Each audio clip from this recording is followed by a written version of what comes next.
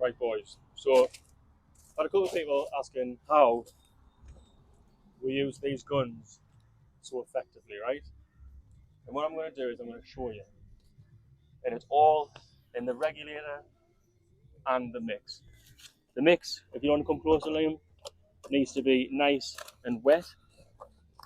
You wouldn't lay bricks with this muck, but you would point with it with these guns, right? So nice and wet.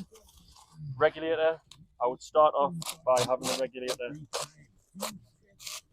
all the way out, making sure your pressure out of your compressor is at 2 psi, no higher, no lower, and then just give it a couple of test squirts, and you see far too fast, open the regulator. And you want to stop as soon as you let go of the trigger. That muck wants to stop, and that's not bad. That's not bad. Right, so that looks okay. Let's fill it back up. And what you need to do is, boys, you need to make sure you keep, not to get on the gravel, but also make sure that you keep your guns clean. As you can see, this one's in pristine condition. I've been on for a week, I'll come back to this, but definitely make sure that your regulator is clean inside there, because if that gets blocked, you're going to have a bad day. This foam pad needs to be in, nice and snug as well. Your threads around your lid and threads around your actual gun needs to be clean-ish. And don't let it run too low, because if it runs too low, it'll squirt out, and you don't want to squirt all over your wall. A couple of squirts there. So far that's very fast. But we'll go. Right. And I'll just start from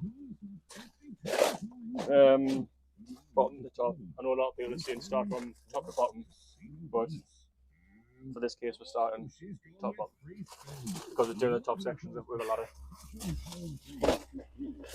So I'll just start off by doing all the perps first.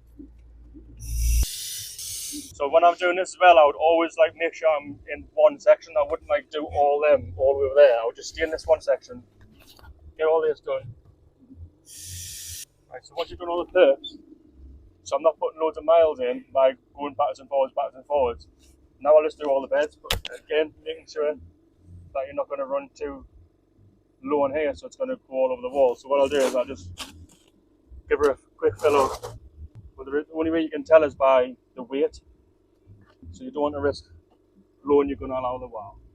You don't want to risk blowing your load all over the wall. So keep it filled, boys. Keep it filled.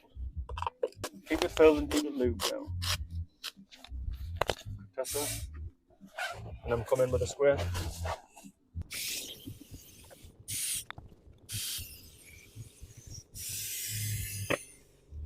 Right.